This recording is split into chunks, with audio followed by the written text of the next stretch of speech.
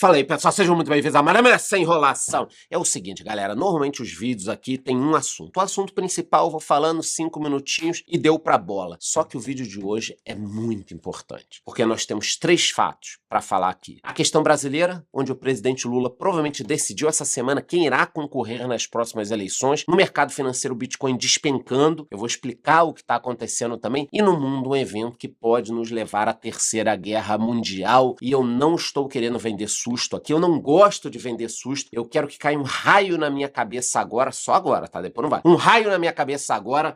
Se eu gostar de vender susto, eu quero que caia um raio na minha cabeça agora. Tudo bem que tá sol, eu tô dentro de um prédio, então tô levemente radiado, mas eu não gosto de vender susto, só que os temas são importantes. Em 10 minutinhos eu vou explicar tudo pra vocês, incluindo o que tem a ver a questão econômica na Ucrânia. Por que que Estados Unidos e Rússia estão brigando pela Ucrânia? O que que tem no solo que interessa e que pouca gente tá falando? Eu não sei por que pouca gente tá falando, mas eu vou explicar tudo isso pra vocês. Quem não ficar até o final do vídeo é louco. Mas antes de eu começar, você já sabe, se inscreva aqui no YouTube batendo no sininho e saia de cima do muro, bichão. Pula o muro e vem pra cá, senta no meu lugar e dê a sua opinião também, saia de cima do muro. Você acha que nós teremos a Terceira Guerra Mundial? É isso aí, me diga nos comentários se você acha que existe alguma chance de nós termos a Terceira Guerra Mundial no curto prazo aí, com tudo que tá acontecendo. Sem enrolação então, só antes de começar o vídeo eu queria falar mais um negócio. Eu queria agradecer, porque o que eu vou falar agora tem a ver comigo, mas tem muito a ver com vocês também. Eu sou grato demais porque eu estou indo para os Estados Unidos com as minhas empresas, estou internacionalizando o canal. É o primeiro canal brasileiro de economia, investimentos e finanças a fazer isso de verdade, não só gravar um vídeo aqui e ali. Eu mesmo, nos últimos anos, fui cobrir as eleições na Argentina, nos Estados Unidos, fui cobrir o evento do Buffett, fui o primeiro influenciador a fazer esse movimento, só que agora eu estou oficializando, estou abrindo filial, estou abrindo escritório, estúdio nos Estados Unidos. É a primeira das grandes novidades que eu vou trazer aqui para vocês. Eu tenho 3 novidades. Essa parece a mais bombástica, mas a terceira vai ser fogo. Então estou indo para os Estados Unidos levar tudo isso de informação. Vocês terão mais vídeos, inclusive. Tá aí, saiu na mídia. Charles Vicks, o economista sincero, expande para os Estados Unidos com novos estúdios e filial. Tô chegando lá. Tem meu novo livro que vai sair esse ano. O livro que eu já tenho foi traduzido, estará em breve nos Estados Unidos, nas livrarias. E com isso tudo, os Estados Unidos também reconheceu o meu trabalho profissional com o Green Card. Então eu tô indo legal, não vou precisar dar uma pulada para trabalhar. Eu tô feliz. Seria impossível fazer isso sem 2 fatores. Vocês que estão aí me assistindo, me apoiando o tempo inteiro,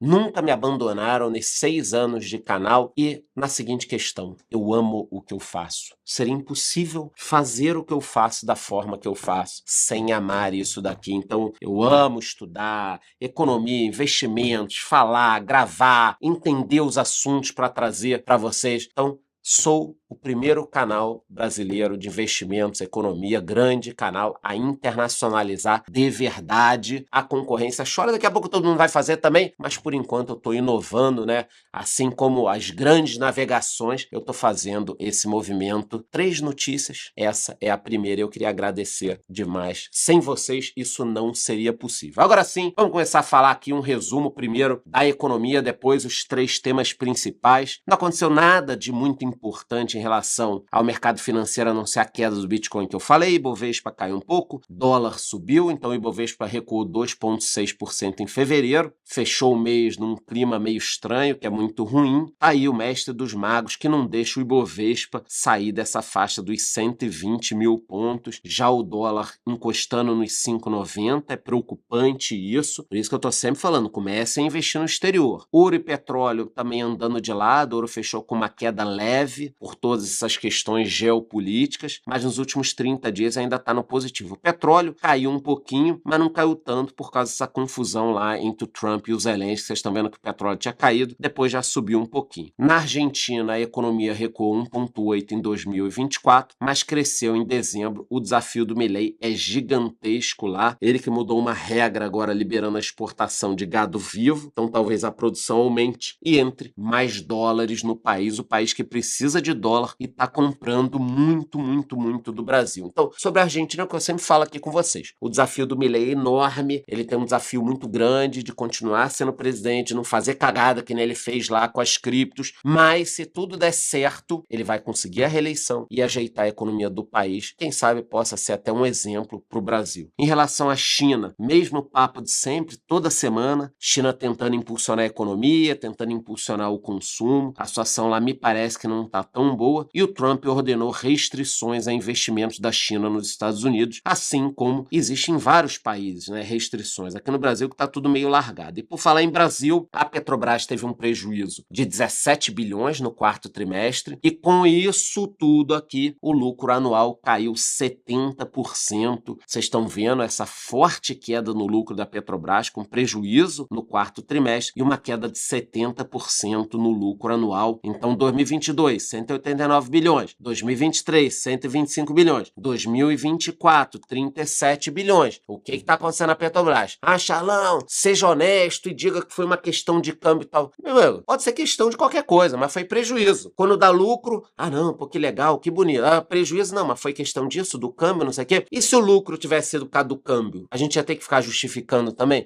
Então, 70% de queda de um ano para o outro é para ficar de olho, porque a gente sabe o que aconteceu com a Petrobras na época da Dilma. E agora vem uma turma, principalmente com menos de 30 anos de idade, que aí só leu nos jornais aqui agora a história da Lava Jato e tal. Não, porque a Lava Jato destruiu a Petrobras. Meu amigo, vai estudar, pesquisa aí. Teve gerente devolvendo 100 milhões de tanta corrupção que tinha lá dentro. Então não foi a Lava Jato que destruiu a Petrobras. Na realidade, a Petrobras é uma nova empresa preparada para continuar crescendo se a corrupção não levar ela para o mesmo caminho que levou na época da Dilma. Cuidado, hein? Cuidado. Vamos olhar os próximos resultados aí. O IPCA subiu 1,23 em fevereiro, maior alta para o mês desde 2016. A inflação ali não deixando o Brasil ficar tranquilo. Isso é preocupante porque força o juro a subir. Essa questão da inflação, do juro, também prejudica muito a aprovação do Lula, a aprovação dele não para de cair e só resta para o Lula uma coisa: injetar dinheiro na economia. Então o Lula quer injetar 30 bi na economia para recuperar a popularidade, é projeto disso, é projeto daquilo, é pé de meia. E essa turma que tá aí entende de pé de meia, né? No último governo fizeram um baita pé de meia, tá todo mundo com dinheiro, agora vem um novo pé de meia para os alunos, mas o verdadeiro pé de meia dessa turma a gente sabe onde tá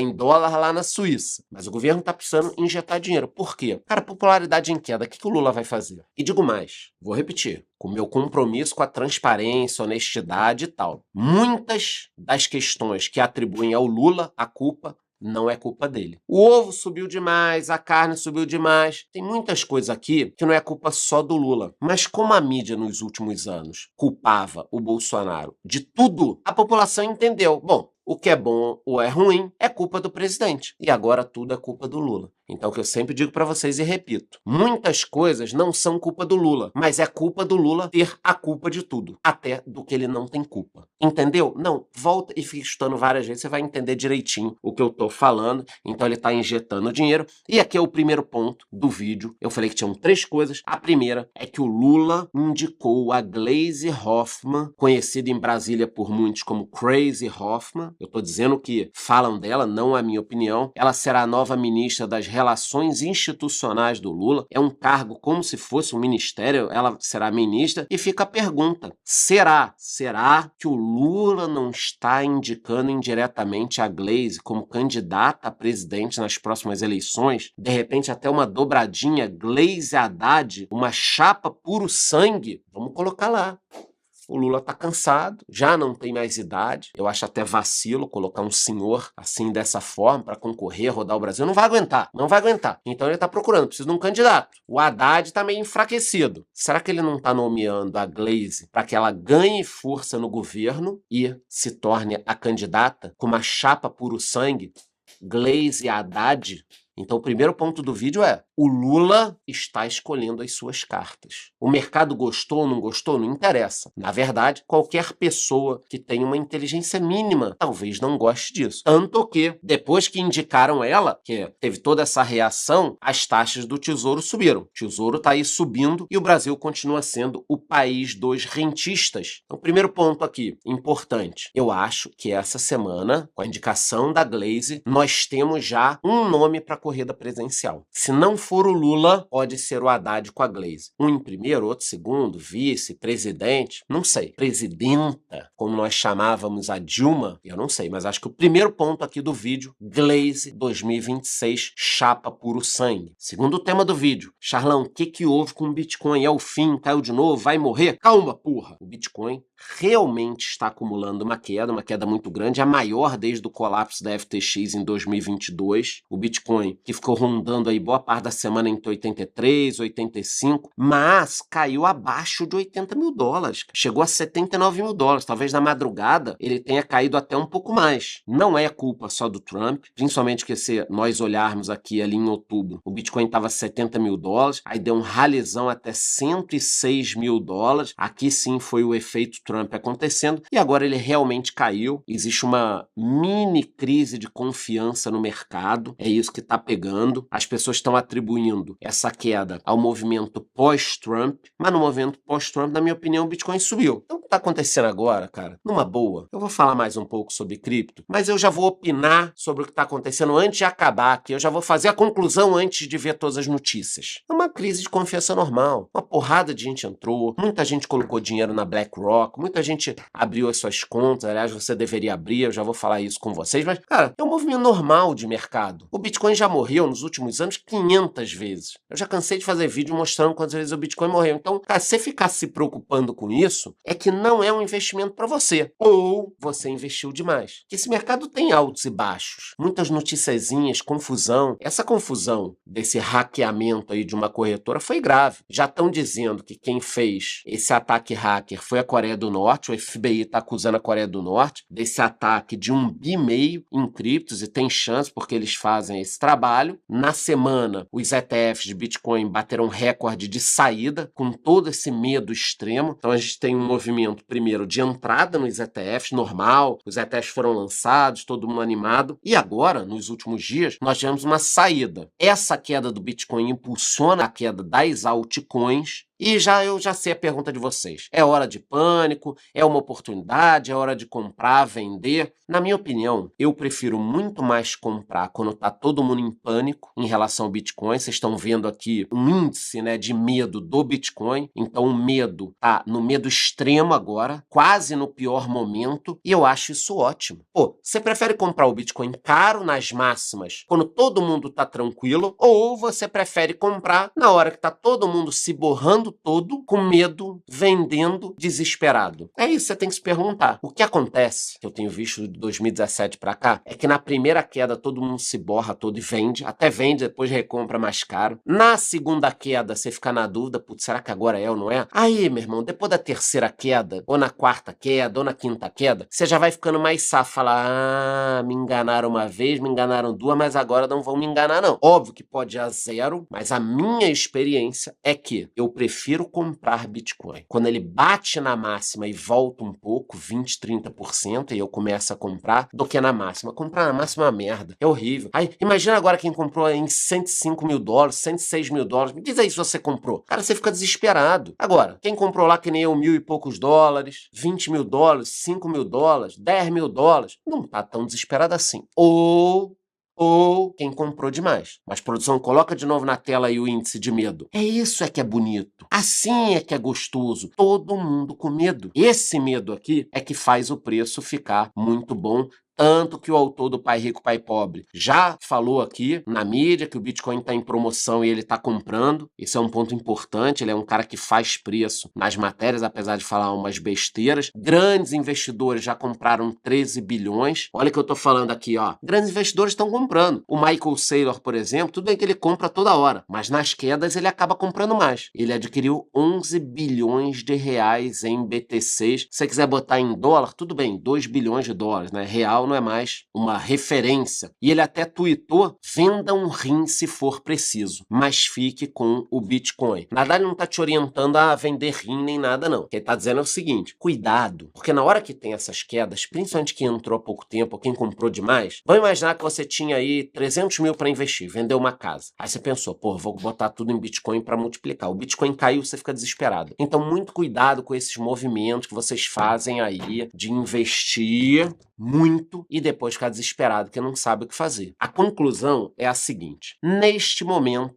tem muita gente vendendo cripto pelo desespero. E aí acaba sendo uma oportunidade. Diversificação é importante. Dólar, cripto, ações, fundos imobiliários. Ficar só num ativo te deixa com medo. Volatilidade faz parte do processo. Você tem que saber onde você está investindo. E é necessário ter uma estratégia. Esse ponto é muito importante. Tenha uma estratégia. Charlão, não comecei a investir ainda. É o momento? Eu já falei com vocês. Se você não tem nada, eu já faria um aporte, depois faria aos poucos. Se você tem, que é o meu caso, já tem Bitcoin. Vai fazendo aos pouquinhos um aporte. Para quem não tem, de novo, eu vou falar, eu tenho uma parceria com a Coinbase. Não sei até quando vai durar, depende deles, essas parcerias. Eles é que estão dando dinheiro. Então você abrindo, eu vou deixar o link aqui embaixo. Abrindo uma conta com o meu link, na primeira compra de Bitcoin, você já vai ganhar R$20. Então você botou lá R$10, R$20, R$30. A quantidade que você colocar, eles vão te dar R$20. Por quê? Porque a gente está pagando para você começar a investir. Aí, meu amigo, se você está ganhando dinheiro para começar a investir e não quer, eu não posso fazer nada. E você não gosta de dinheiro, porra, quem não quer os pequenos não merece os grandes. Então, aqui tem QR Code, tem link, abrindo conta, você já vai ganhar, é só efetuar a primeira compra de cripto. Agora vamos falar sobre os Estados Unidos e todos esses riscos aí de guerra, se vai ter ou não vai ter. Primeiro com a economia, o Trump sugeriu o Gold Card de $5 milhões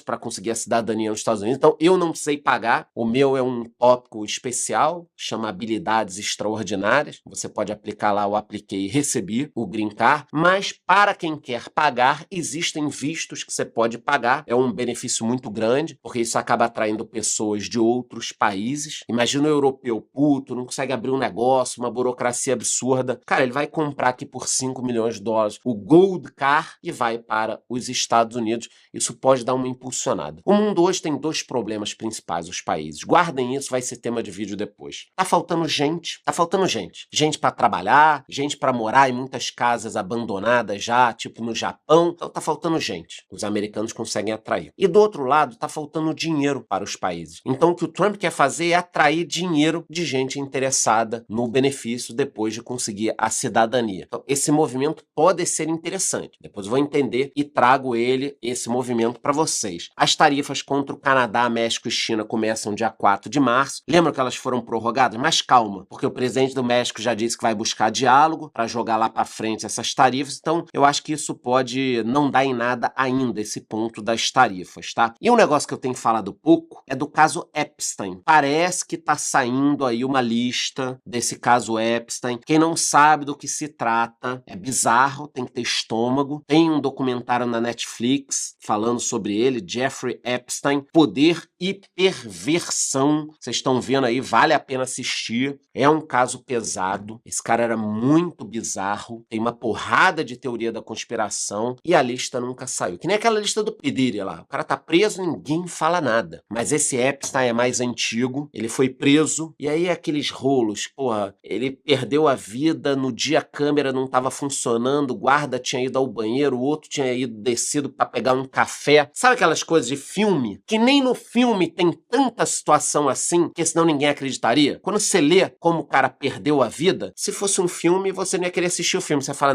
não pode, isso jamais aconteceria, então não tem nem graça. E aconteceu. Se sair essa lista, eu trago aqui pra vocês. Posto nas minhas redes e tudo mais. Não sabe do que eu tô falando? Cara, assista na Netflix esse documentário. Tenha estômago, porque o cara era um monstro. Mas é importante ver chantagem. Tem nomes gigantescos que podem estar envolvidos. Bill Gates, príncipe disso, daquilo, CEO de empresa. Cara, vai ser um barata voa se sair uma lista de verdade. Por enquanto tem umas listas fake na internet. Mas se sair uma lista de verdade, vai ser um barata voa do caramba nesse meio aí de gente chique e muita gente da cultura woke também, tá? O fim do home office, que eu sempre falo, o trabalho presencial nos Estados Unidos atingiu o nível mais alto desde 2020. As empresas estão reduzindo o trabalho remoto. E por falar em redução de trabalho remoto, o PIB dos Estados Unidos subiu 2,3%. Não tô querendo dizer nada não, mas acho que é mais eficiente o trabalho presencial do que o remoto. A economia americana crescendo 2,3% no quarto trimestre e no ano crescendo 2,8%. É muito difícil ter um país tão grande crescendo isso tudo. Por exemplo, 2,8% para o Brasil, para a Índia, para a China é pouco. Por que é pouco? África do Sul, porque nós somos países emergentes. A nossa economia tem que crescer mais para a população enriquecer. Para os americanos, uma economia desse tamanho, crescer quase 3 é muita coisa. Seria como para o Brasil crescer 5, por exemplo. Quem sabe bate na madeira aí, quem sabe não entra daqui a pouco um governo sério.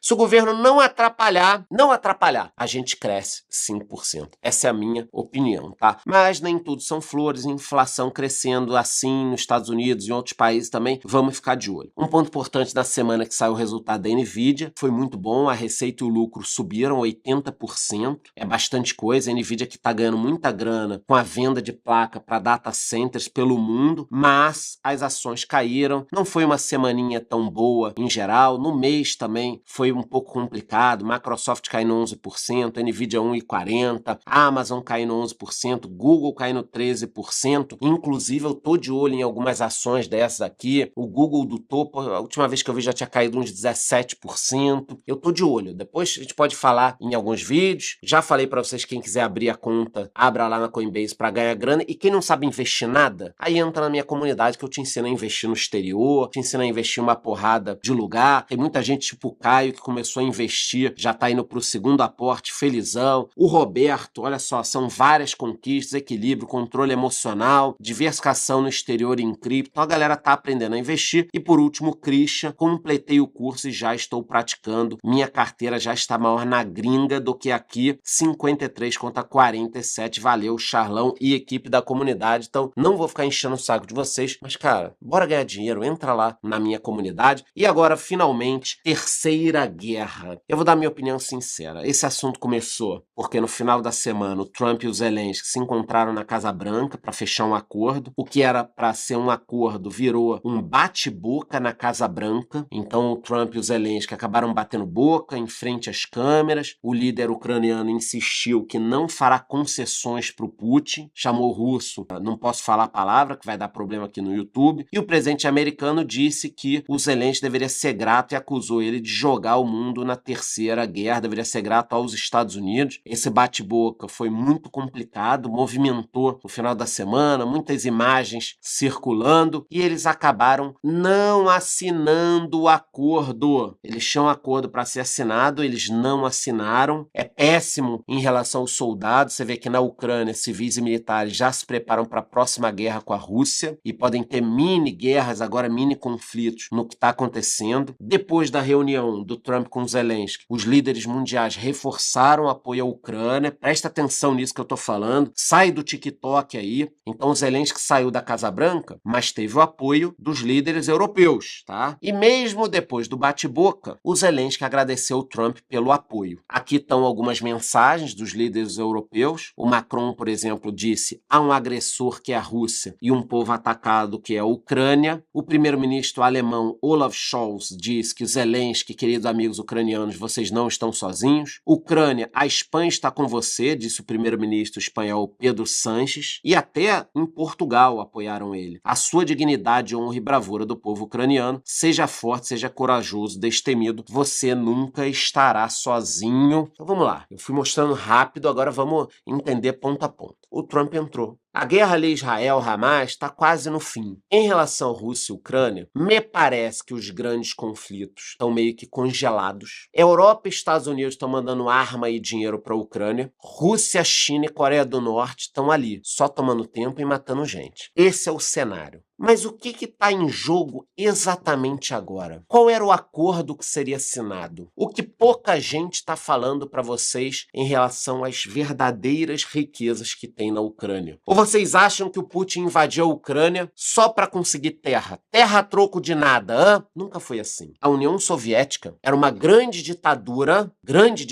o tempo inteiro, interessada em várias questões de cada país. Um tinha petróleo, outro tinha comida, outro produzia energia nuclear. Então, na geopolítica, nem sempre é só a terra. Aliás, quase nunca é a terra. Então, na verdade, o que seria assinado era um tratado. Olha aí na tela. Titânio, lítio e terras raras. O que está em jogo na Ucrânia? O tratado era sobre isso. Então, para quem ainda não sabe, a Ucrânia tem uma riqueza inestimável, um negócio absurdo em termos de terras raras, que ninguém entende porra nenhuma o que são essas terras raras, não é terra não, tá, pra você plantar nada, são minerais extremamente importantes. Minerais pra quê? Minerais raros que não tem em qualquer lugar, pra tudo, pessoal. Pra bateria de carro, pra tela de celular, pra uma série de coisas importantes, pra chips, semicondutores. A Ucrânia é essencial nisso. Na extração, vocês estão vendo um campo aí de extração, fora a parte ambiental, que não deve ter todas as restrições dos Estados Unidos, por exemplo. Então, o que está em jogo agora é o Putin tomou já um pedaço dessas terras, quer tomar o restante. A guerra está pausada. O Trump tinha um acordo.